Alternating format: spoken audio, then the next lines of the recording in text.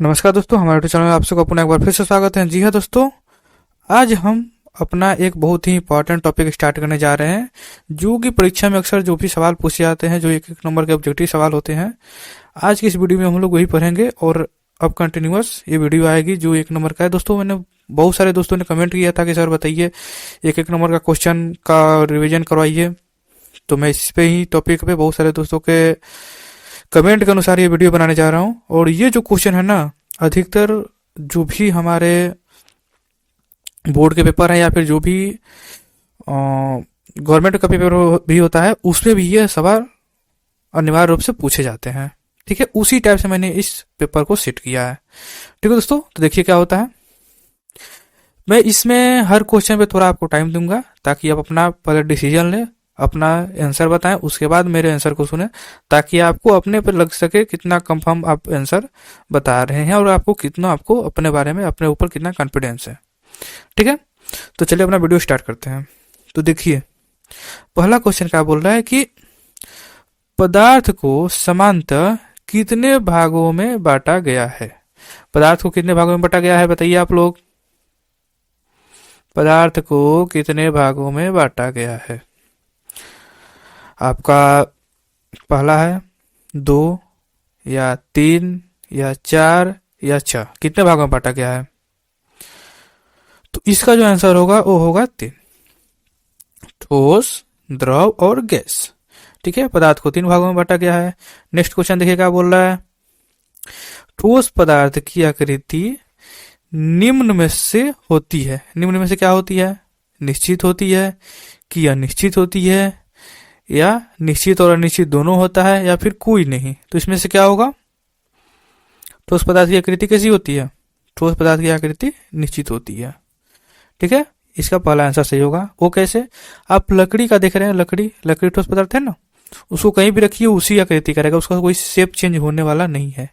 तो इस प्रकार ठोस की आकृति क्या होती है? निश्चित होती है। अब देखिए नेक्स्ट, ठोस पदार्थ का घनत्व निम्न में से क्या होता है? ठोस पदार्थ का घनत्व क्या होता है?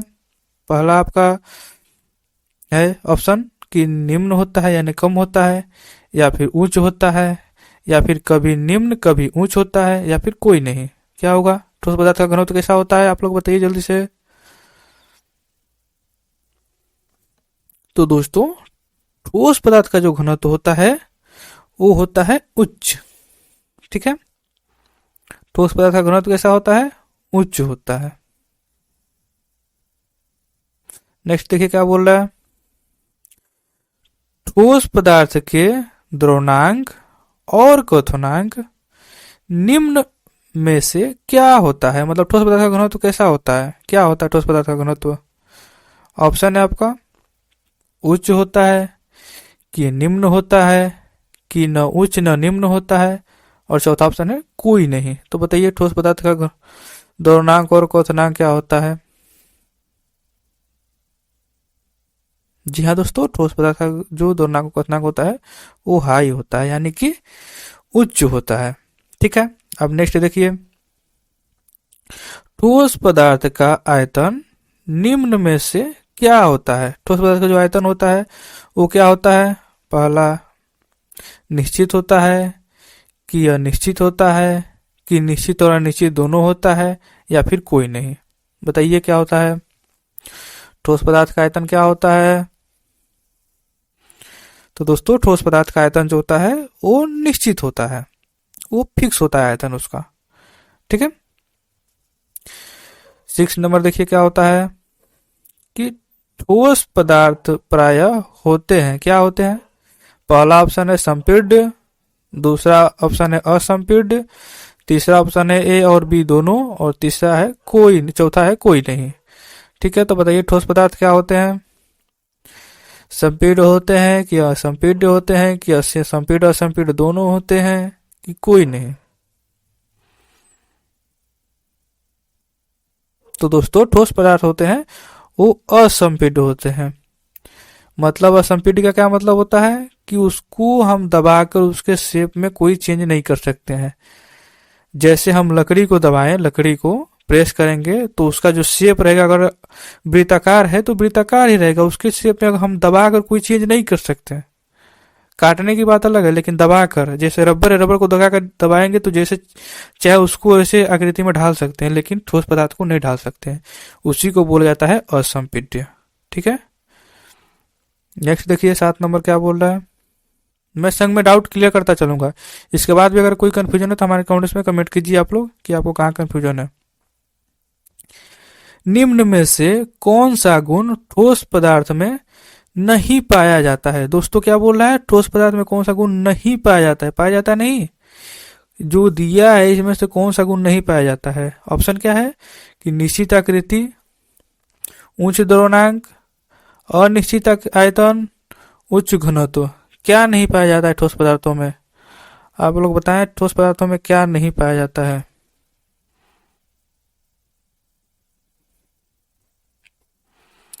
ठोस पदार्थ की जो आकृति होती है वो तो निश्चित होती है, इसका जो दोनाक होता है वो भी उच्च होता है, जो घनत्व होता है वो भी उच्च होता है, लेकिन इसमें जो इसकी जो आयतन होती है, मैंने ऊपर बताया ना, कहाँ बताया मैं? ऊपर आयतन बताया था मैं कहीं, जी यहाँ पे।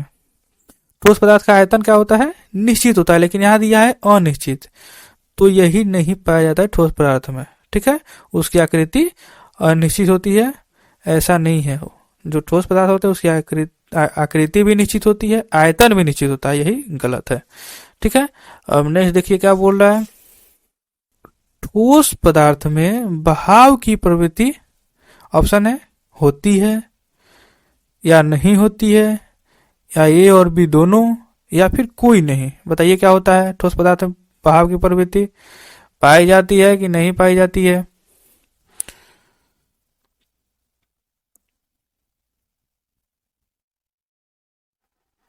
ठोस पदार्थ में बहाव की प्रवृत्ति नहीं पाई जाती है, क्योंकि आपने कहीं देखा है, जैसे हम ठोस रख देते हैं वैसे ही उसका जब ठोस पदार्थ में दोस्तों अधिकतर क्या होता है, जो भी चीज होती है वो फिक्स होती है।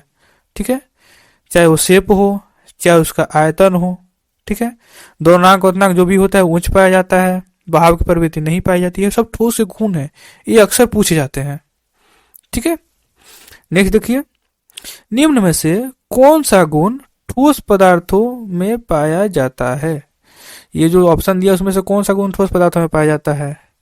पहला ऑप्शन है निम्न घनत्व, दूसरा है असंपीड्यता, तीसरा है अनिश्चित आकृति, और चौथा है निम्न द्रव्यमात्रा। तो बताइए कौन सा जो गुण है वो ठोस पदार्थों में पाया जाता है?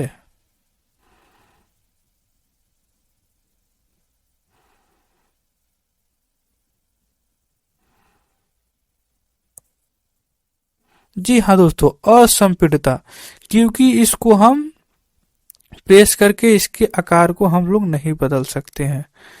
ठीक है, तो जो ठोस पदार्थ होते हैं वो असंपीड्य होते हैं। ठीक है, नेक्स्ट देखिए, ऊर्ध्वपादन की प्रक्रिया में क्या होता है? जो ऊर्ध्वपादन होता है उसमें, उस प्रक्रिया में होता क्या है? तो देखिए पहला ऑप्शन है ठोस से द्रव में परिवर्तन, दूसरा है द्रव से गैस में परिवर्तन, तीसरा है गैस से ठोस में परिवर्तन, और चौथा है ठोस से गैस में परिवर्तन। बताइए क्या होता है? ऊर्ध्वपातन जब होता है उस प्रक्रिया में कौन सा परिवर्तन होता है?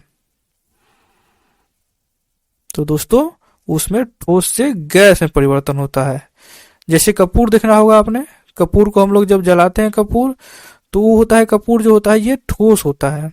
ठीक है, और ठोस जब जलता है तो ये डायरेक्ट गैस में बदल जाता है, द्रव में नहीं बदलता है, डायरेक्ट गैस में बदल जाता है।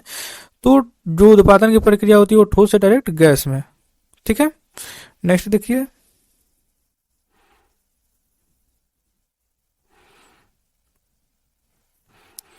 द्रव की आकृति निम्न में से क्या होती है? 11 नंबर क्वेश्चन है, निश्चित होती है कि दूसरा अनिश्चित होती है कि तीसरा निश्चित और अनिश्चित दोनों होता है, चौथा कोई नहीं। क्या होता है द्रव की आकृति? जी हाँ दोस्तों, द्रव की आकृति जो होती है अनिश्चित होती है। जैसे आपने पानी को देखा होगा, पानी को आप टब में रख दीजिए, टब के आकार का हो जाएगा, ग्लास में रख दीजिए, ग्लास के आकार का हो जाएगा, मग में रख दीजिए, मग के आकार का हो जाएगा। जिस भी बर्तन में उसको रखेंगे उसी शेप का होता है, मतलब कि उसकी कोई आकृति निश्चित नहीं होती है। ठीक है, नेक्स्ट क्वेश्चन देखिए, द्रव में विसरण यानी कि डिफ्यूजन की प्रवृत्ति निम्न में से क्या होती है? मतलब द्रव में विसरण प्रवृत्ति पाई जाती है कि नहीं पाई जाती है, कि ए और बी दोनों होता है, या फिर कोई नहीं? द्रव में विसरण की प्रवृत्ति क्या होती है, पाई जाती है कि नहीं पाई जाती है? तो दोस्तों पाई जाती है। कैसे? दो द्रव आपस में मिल जाते हैं, ठीक है, उसी को हम लोग विसरण कहते हैं, तो उसमें पाई जाती है।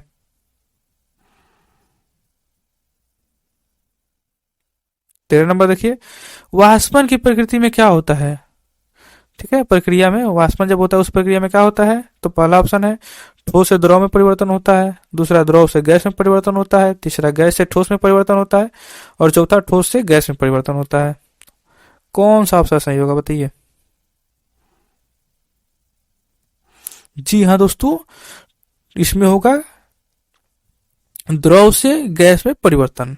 ठीक है, बी नंबर ऑप्शन सही होगा। कैसे? वाष्पन प्रक्रिया क्या होता है, जब हम कपड़ा डालते हैं तो वो वाष्प होकर निकलने लगता है। ठीक है, तो पहले क्या रहता है, उसमें पानी रहता है तो वो द्रव में हुआ, और जब पानी उड़ जाता है तो गैस बनकर उड़ता है, तो उससे हम लोग बोलते हैं द्रव से गैस में परिवर्तन। ठीक है,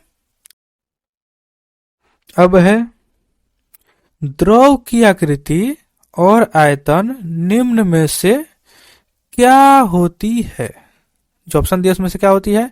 पहला ऑप्शन है निश्चित होती है, दूसरा ऑप्शन है अनिश्चित होती है, तीसरा निश्चित और अनिश्चित दोनों होती है, और चौथा कोई नहीं। क्या ऑप्शन सही होगा? जल्दी बताइए आप लोग, क्या ऑप्शन सही होगा?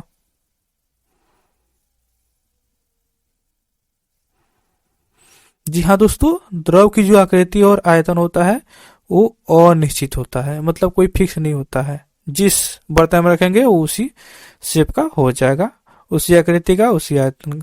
आयतन निश्चित होती है। ठीक है, नेक्स्ट देखिए, 0 डिग्री सेल्सियस पर केल्विन का मान कितना होता है? बताइए, ये बहुत ही इंपॉर्टेंट क्वेश्चन है, हर जगह पूछता है ये, और इसका न्यूमेरिकल बहुत ज्यादा है। इसका न्यूमेरिकल मैं बहुत आगे कराऊंगा, मतलब इसी टॉपिक में आगे कराऊंगा, लेकिन इसका न्यूमेरिकल बहुत ज्यादा ही पूछता है कि 0 डिग्री सेल्सियस पे केल्विन का मान, 50 डिग्री सेल्सियस पे केल्विन का मान, 100 डिग्री सेल्सियस, ऐसे कोई सा भी नंबर दे सकता है, या फिर केल्विन, जैसे 50 केल्विन पे सेल्सियस का मान कितना होगा, उल्टा भी पूछता है। डिग्री से सेल्सियस से केल्विन, केल्विन से फारेनहाइट, फारेनहाइट से केल्विन, सेल्सियस, ऐसे सब में कन्वर्ट करने किसी से भी पूछ सकता है, और अधिकतर सेल्सियस से केल्विन में पूछता है, और केल्विन से सेल्सियस में पूछता है। तो बताइए 0 डिग्री सेल्सियस पे केल्विन का मान कितना होता है? ये दोस्तों आप लोग याद रखिएगा, ये 273.15 केल्विन होता है। हमेशा ये पूछे जाने वाला क्वेश्चन है, इसको आप लोग कभी मत भूलिएगा कि 0 डिग्री सेल्सियस पे केल्विन का मान 273.15 केल्विन होता है। ठीक है, नेक्स्ट देखिए, नेक्स्ट क्वेश्चन क्या है? नेक्स्ट क्वेश्चन है कि जल का द्रव्यमान कितना होता है? पहला ऑप्शन है 1 डिग्री, दूसरा ऑप्शन है 0 डिग्री, तीसरा ऑप्शन होता है दिया है 100 डिग्री, और चौथा है 4 डिग्री सेल्सियस। द्रव्यमान क्या है जल का? 0 डिग्री सेल्सियस है, क्योंकि जल जो होता है 0 डिग्री सेल्सियस पर ही पिघलना शुरू कर देता है। ठीक है, उसके बाद देखिए, जल का क्वथनांक कितना होता है? जल किस टेम्परेचर पर उबलता है? जी हाँ दोस्तों, 100 डिग्री सेल्सियस पे। अगर आपको द्रव्यमान क्वथनांक का वीडियो चाहिए कि द्रव्यमान क्या होता है, क्वथनांक क्या होता है, तो मैं डिस्क्रिप्शन में लिख दे दूंगा हूँ, आप लोग वहां से देख सकते हैं। ठीक है, नेक्स्ट देखिए, किसी खुले स्थान पर प्लेट में रखा हुआ जल कुछ समय बाद गायब हो जाता है। ठीक है, ऐसा किस कारण होता है? जब हम लोग प्लेट में जल रखते हैं, कुछ समय बाद जो प्लेट का जो जल होता है वो गायब होता है, ऐसा किस कारण होता है? पहला ऑप्शन है ऊर्ध्वपातन, दूसरा है संघनन, तीसरा है वाष्पन, या चौथा है विसरण। कौन सा होगा ऑप्शन? दोस्तों ये ऑप्शन होगा वाष्पन का। वाष्पन की प्रक्रिया से ही जो हम लोग प्लेट में जो जल रखते हैं वो कुछ समय बाद गायब होता है, वाष्पन की प्रक्रिया से ही वाष्प हो गए, धीरे धीरे वो उड़ने लगता है। ठीक है, नेक्स्ट देखिए क्या बोलता है 19 नंबर, वाष्पन की प्रक्रिया से क्या उत्पन्न होता है? पहला है ऑप्शन गर्मी, दूसरा ऑप्शन ठंडक, तीसरा ऑप्शन ताप में वृद्धि, या चौथा ऑप्शन है इनमें से कोई नहीं। कौन सा ऑप्शन सही होगा बताइए।